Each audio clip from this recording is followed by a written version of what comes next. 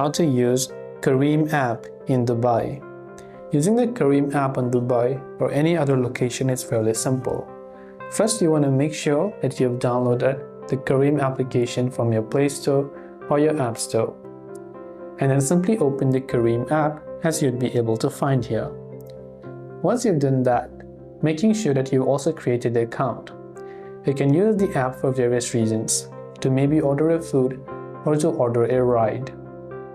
If you want to order a ride, you can tap the rides option, enter your pickup location, destination location, and you'll be able to book a ride.